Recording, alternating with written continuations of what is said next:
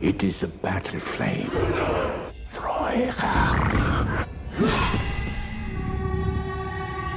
कहानी की शुरुआत होती है आज से लगभग 1100 साल पहले, जहां राजा और वैंडल और उसका भाई फियोनीर एक जंग जीतने के बाद वापस आ रहे थे। वापस आकर और वैंडल अपनी बीवी गुडरन और अपने बेटे एमलेथ से मिला, जिसे उसने एक खास हार दिया जो उसने एक राजकुमार को मारकर जीता था। उधर फियोनीर भी अपने बेटे थिरौर से मिला। बाकी सबसे मिलने के बाद और वैंडल ने अपनी बीवी गुडरन के साथ अकेले में थोड़ा सा समय बिताया, जहां उसने गुडरन को अपने जख्मों के बारे में बताया। पर उसके मुताबिक वो इतनी जल्दी मरने वाला नहीं था, क्योंकि वो एक योद्धा की तरह युद्ध के मैदान में लड़ते लड़ते मरना चाहता था। पर फिर भी वो अपने बेटे एमलेथ को भविष्य के लिए तैयार करना चाहता था। उसी रात और वैंडल एमलेथ को मंदिर में लेकर गया ताकि उनकी रस्मों के हिसाब से खास पूजा की जा सके, जिसके बाद एमलेथ एक लड़के से आदमी में बदल जाएगा। और ये सब कुछ हीमर की देखरेख में होने वाला था। पूजा के दौरान उन दोनों ने अपने अंदर के भेड़ियों को जगाया और साथ ही एमलेथ को उनके खानदान के बारे में बताया गया,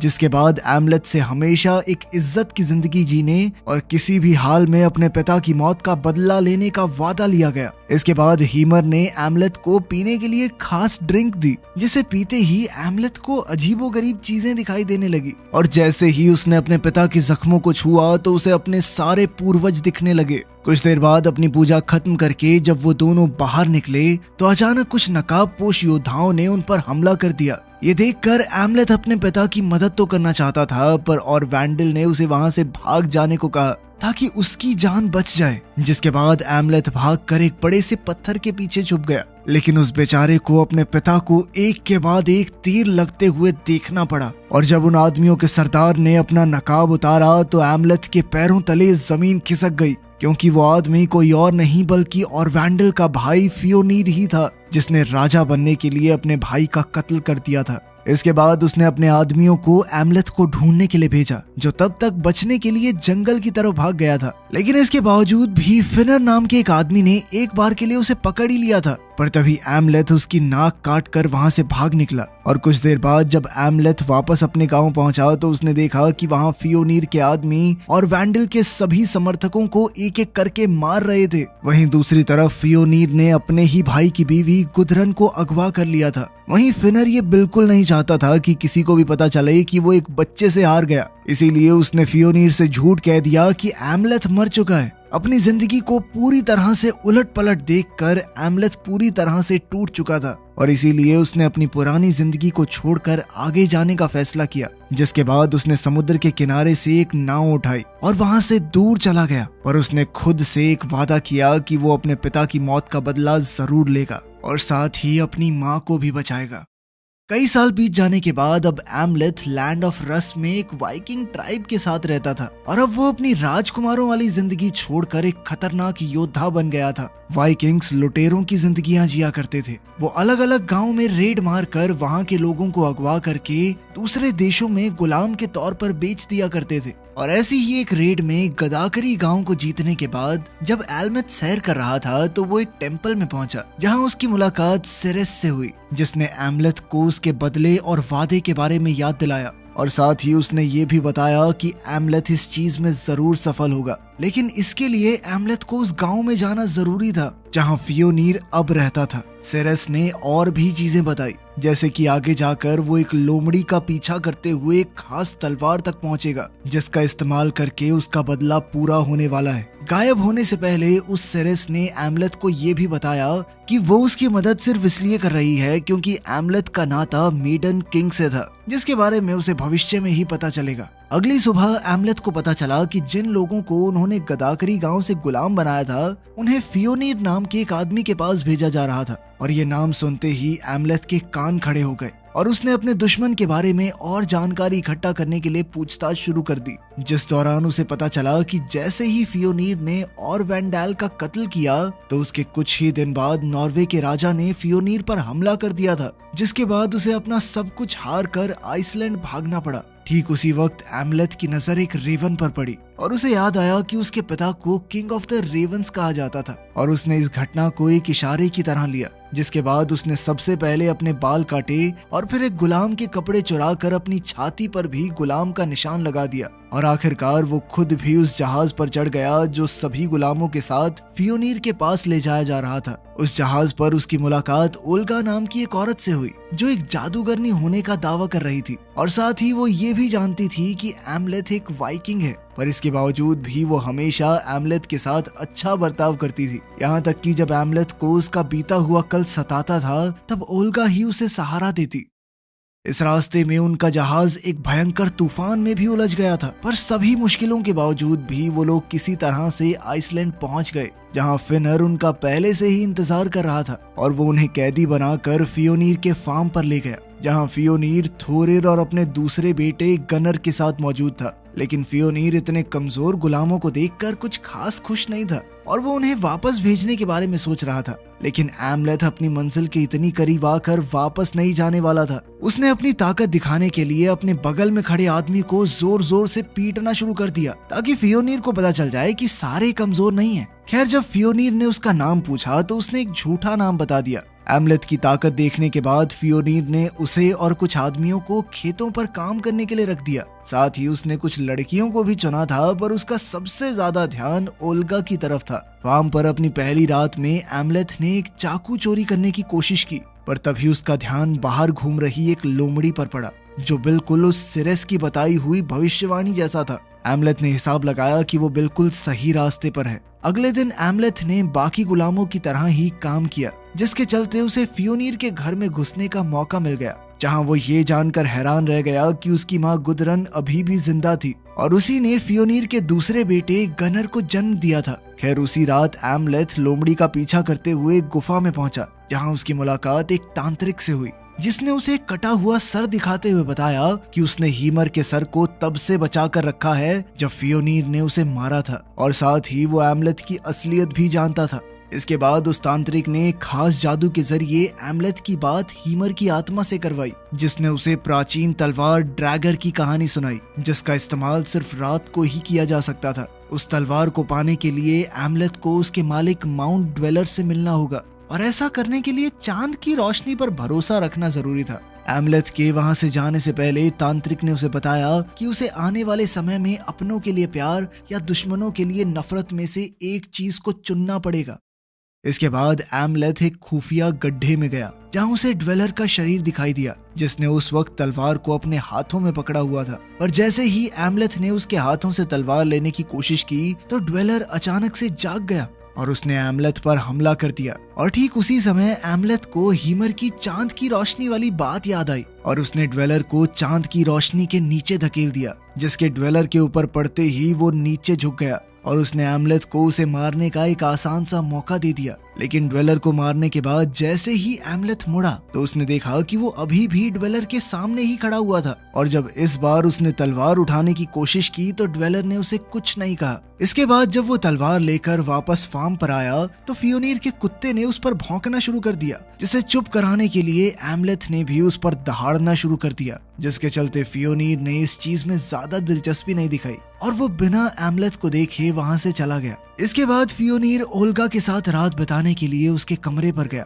लेकिन ओल्गा का कहना था कि उसके पीरियड्स चल रहे हैं, जिस चीज ने फियोनीर का मूड खराब कर दिया और वो वहां से वापस आ गया। वहीं बाहर एमलेथ ये सब देख रहा था और उसने हिसाब लगाया कि ये हमला करने का बिल्कुल सही समय है, लेकिन तब तक सूरज उगना शुरू हो गया था, जिसके चलते वो अपनी तलवार का इस्तेमाल नहीं कर सकता था और इसीलिए वो तलवार को छुपाकर चुपचाप वहां से चला गया। अगले दिन एमलेथ ने ओल्गा को तलवार के बारे में बताया, जिसके बाद ओल्गा भी उसकी मदद करने के लिए तुरंत ही तैयार हो गई, क्योंकि उसे भी अपनी आजादी चाहिए थी। पर तभी एमलेथ ने उसे बताया कि वो फियोनीर को मारने के साथ साथ अपनी माँ गुदरन को भी बचाना चाहता है, क्योंकि उसके मुताबिक वो भी बस फियोनीर की एक गुलाम ही थी जो अपनी और अपने बच्चे की सुरक्षा के लिए चुपचाप वहां रहती थी।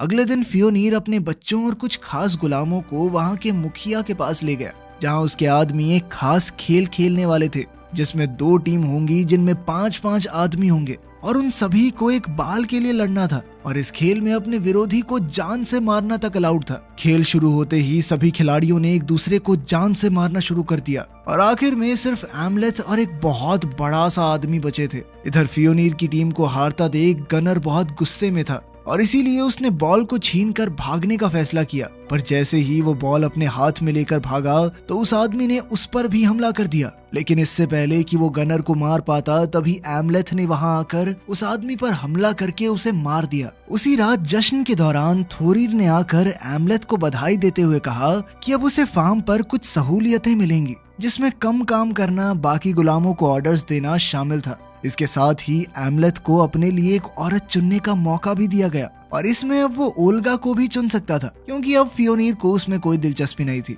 और ये बात सुनते ही एमलेथ बिना कुछ सोचे ओल्गा के साथ जंगल में चला गया ताकि कोई उन्हें परेशान न कर सके। कुछ देर तक एक दूसरे से अपना प्यार जताने के बाद ओल्गा ने अपने जादू की मदद से धरती से अपनी सुरक्षा करने के लिए कुछ मदद मांगी, जिसके बाद उन्हें कुछ खास मशरूम मिले जो अपना बदला पूरा करने में एमलेथ के काम आएंगे। अगली सुबह उन्होंने आम गुलामों की ही तरह अपना काम किया, पर रात होते ही एमलेथ ने अपनी तलवार से गनर के 2 आदमियों को मारकर उनके शरीर को चौराहे पर लटका दिया। अगली सुबह ये देखकर गनर बहुत गुस्से में था और उसके मुताबिक ये काम क्रिश्चियंस का था। लेकिन फियोनीर इस बात को मानने के लिए तैयार नहीं था और इसीलिए उसने अपने फार्म के प्रीस्ट को इसकी जांच करने के लिए बुलाया, जिसने कुछ देर तक जांच करने के बाद उन्हें बताया कि ये जख्म कोई मामूली जख्म नहीं थे और जिसने भी ये हमला किया है वो बदले का भूखा है और वापस से हमला जरूर करेगा।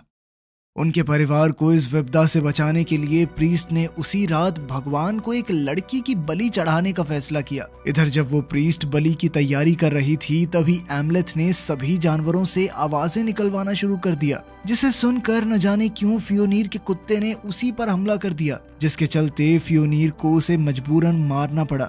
इधर जब सभी लोग जानवरों की आवाजों के पीछे पीछे बाहर आए तो इसी मौके का फायदा उठाकर एमलेथ मंदिर में घुस गया और उसने उस लड़की को आजाद करने के बाद प्रीस्ट को जान से मारकर मंदिर के अंदर ही लटका दिया। अगले दिन एमलेथ ने रसोई में घुसकर सूप में वो खास मशरूम मिला दिए। वहीं दूसरी ओर अब सभी गुलामों को फार्म की सुरक्षा का काम दे दिया गया था, लेकिन उन मशरूम्स की वजह से अब सभी लोगों को अजीबोगरीब भ्रम होने लगे और उन्होंने एक दूसरे को ही मारना शुरू कर दिया। वहीं दूसरी तरफ एमलेथ ओल्गा की मदद से मेन घर में घुस गया, जहां उसकी मुलाकात अपनी माँ गुदरन से हुई और उसने गुदरन को अपनी असलियत के बारे में बताया। गुदरन उसे जिंदा देखकर खुश तो थी, पर उसके पास एक ऐसा राज था जो एमलेथ के पैरों तले जमीन खींचने वाला था। असल में गुदरन के मुताबिक और वैंडील यानी उसके पिता ने उसे एक गुलाम की तरह खरीदा था और उसे कभी भी और वैंडील से प्यार नहीं था, यहाँ तक कि उसने ही फियोनीर को कहकर और वैंडील का कत्ल करवाया था ताकि वो उस इंसान के साथ रह सके जिससे वो सच में प्यार करती थी। और कत्ल वाले दिन वो जोर जोर से चिल्ला नहीं बल्कि हंस रही थी।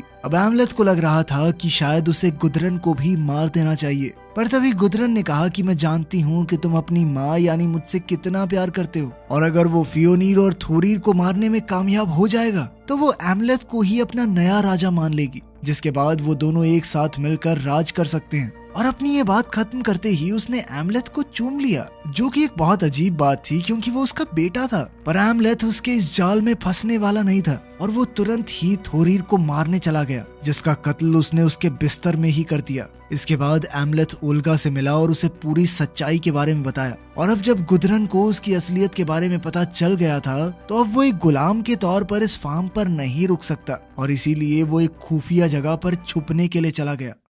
अगली सुबह अपने बेटे की लाश देखकर फियोनीर बहुत ज्यादा गुस्से में था और तभी गुदरन ने उसे एमलेथ की असलियत के बारे में बताया, जिसे जानने के बाद फियोनीर ने एक एक करके सभी गुलामों को मारना शुरू कर दिया। पर जैसे ही ओल्गा की बारी आई तभी एमलेथ तुरंत वहां पहुंच गया और इस बार उसने अपना राजकुमार वाला वो नेकलेस भी पहना हुआ था और अपना असली नाम बताने के बाद उसने फियोनीर को उसके बेटे का दिल भी दिखाया जो उसने कल रात को थोरीर के शरीर से निकाल लिया था। ये देखते ही फियोनीर ने अपने आदमियों को उस पर हमला करने के लिए कहा और अब एमलेथ एक एक करके उन सभी सैनिकों से लड़ने लग गया। इस मौके का फायदा उठाकर ओल्गा वहां से भाग गई। ओल्गा के वहां से निकलते ही एमलेथ ने खुद को सरेंडर कर दिया। फियोनीर को लग रहा था कि वो लड़ाई जीत चुका है और साथ ही उसे अपने बेटे का दिल भी मिल गया था, पर तभी एमलेथ ने उसे बताया कि असल में ये दिल उसके बेटे का नहीं बल्कि उसके कुत्ते का है। ये सुनते ही फियोनीर ने उसे एक कमरे में बांधकर प्रताड़ित करने के ऑर्डर्स दे दिए, जहां काफी देर तक बुरी तरह से पीटने के बाद फियोनीर ने